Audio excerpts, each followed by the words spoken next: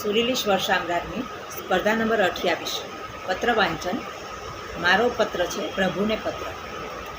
હે પ્રભુ, શ્રાવણ માસ આવી રહ્યો છે. અત્યારે પણ તહેવારો ચાલી રહ્યા છે. ભક્તિનું ઘોડાપૂર ઉમટી રહ્યો છે તારા મંદિરમાં. બધા લાગણીઓ અને માગણીઓ સાથે જ મંદિરે આવે છે. બધા પોતપોતાનો સ્વાર્થ સાધવા આવે છે. કેમ કે આ જીવનમાં જે પણ કંઈ મફતનું મળ્યું છે ને એની કોઈને કદર નથી. પણ મારે તો ફક્ત તને બીલીપત્ર ચડાવી અને એ પત્રમાં લખવું છે કે ભગવાન, હું તારી બનાવેલી દુનિયામાં બહુ ખુશ છું. કારણ કે મારે ફક્ત તને મળવા જ આવવું છે. તારી સાથે થોડી વાર બેસવું છે.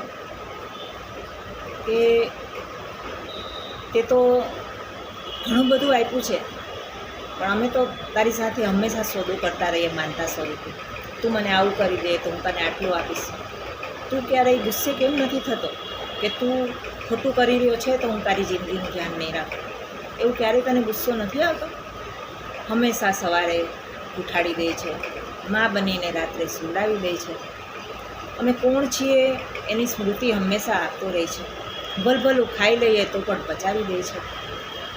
ભગવાન, મારે તારો આભાર માનવો છે, પણ આભાર માનવા માટે મારે તને કંઈક ભેટ આપવી છે. પણ શું ભેટ આપો? તારી જ બનાવેલી દુનિયા, તે બાગ બગીચા, આ બધું જ સર્જન કર્યું, એમાંથી હું તને કંઈ આપું તો એમાં શું નવાય? પણ મારે મારી જિંદગીને પુષ્પની જેમ ખીલાવીને તારે ચરણે ધરવું છે અને આભાર માનવો છે.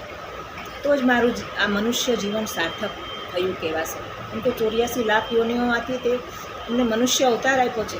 તો એને મારે સાર્થક કરવા માટે ફક્ત તારા ગુણ ગાવાના નથી, ફક્ત તારું કામ સાથે મારે તારું કામ પણ કરવાનું છે.